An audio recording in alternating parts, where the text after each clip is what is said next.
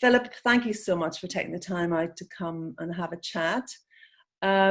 I know I actually, I mean, I haven't known you before, so I saw you actually on the news last week on BBC when they were talking about mental health, and I just thought, oh, my ears pricked up, and I thought, there's somebody I really would like to talk to.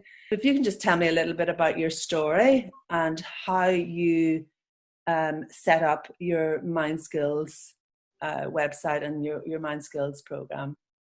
Okay, well, my name's Phillip McTaggart, and my young son, Phillip, who his friends called him Pip, in 2003, in fact, it was Easter Tuesday, 2003, actually ended his own life.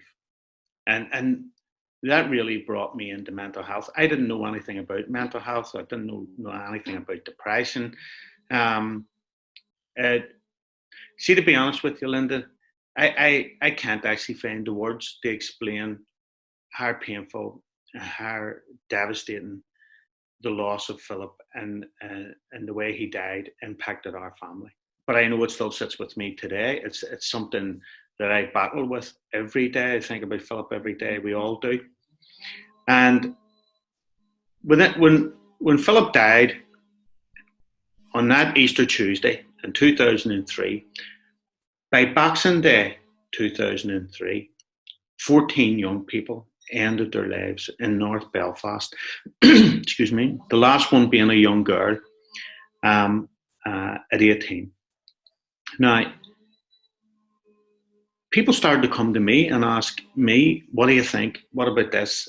And all of a sudden, I became the face of that mental health issue at that time. Now, I had already started in a process of setting up some type of support group that would support people who were struggling, that would support people and their families, which was really important because nobody was doing anything like that at that time. The family was more or less forgot about, and the focus was more so on the individual who needed the help, rightly so.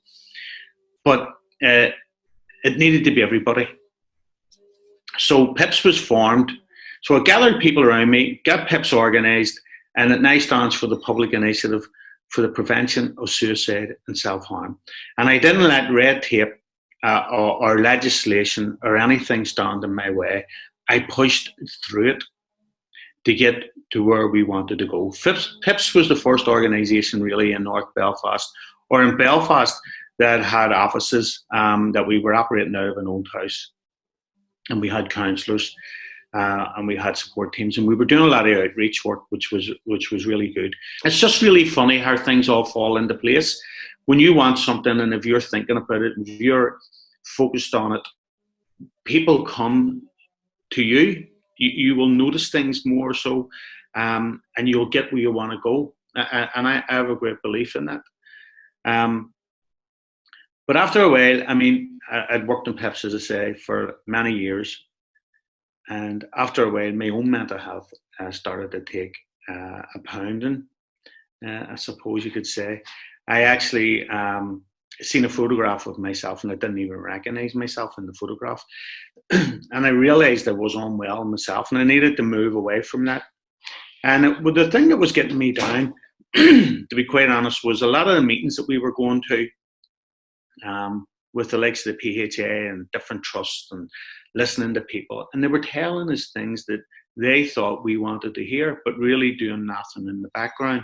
I mean, the strategy that we have today only came about in 2006, simply because families put their grieving on hold to campaign for a strategy and for a telephone helpline.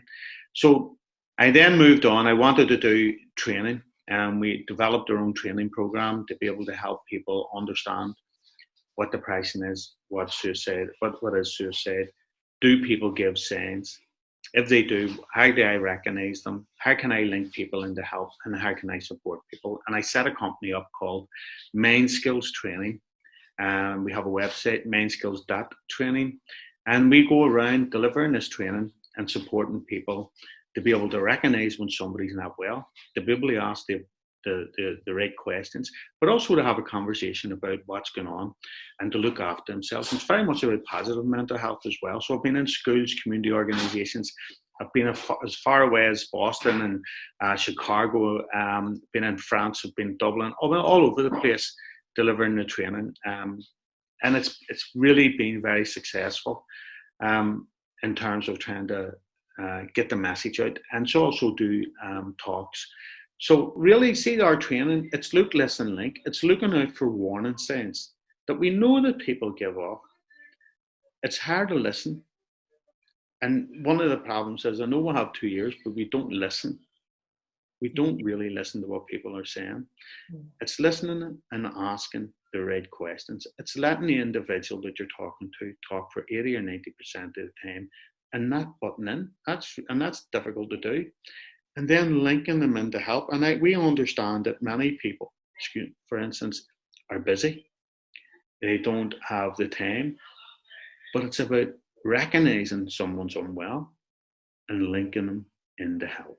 And that may be Lifeline, the Samaritans, but it also may be community organisations within your area that you can link that individual into that help and support. And it's been successful for me in terms of when I've done the training, people have said to me, it's very straightforward, it's very easy to understand. And when I hear that, that's success for me. And do you do that in the Belfast area, or do you do that in other areas outside of Belfast? Well, mostly in Belfast.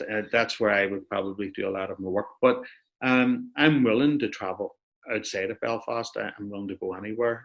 Wherever people want to train, and I'm prepared to go. I mean, is that something that you could deliver online? Yes. I mean, there's always the possibility, the opportunities are to do more. And I've been looking, for instance, at your YouTube channel, and I think that's absolutely wonderful. I think that's brilliant, and where it's giving people information where they wouldn't be able to access anywhere else. And I love the way it's done, because it's brought down to a level where you completely understand it. So that's absolutely, and it's something that I would like to move into and how I do that. And the beauty is with online, it can be shared to the whole world. Yeah, and you know, see, this is what we're doing. This video, our training, and all the different things that people are doing all the time. And it's saving lives. Yeah. That's what we're doing. Yeah. If this wasn't available, more people would be dying. That's without a doubt. And the reason we haven't got the higher numbers of people who have died by suicide or more people on mental health problems is because we're all doing a bit and getting that information out. We're saving lives, and that's definitely true.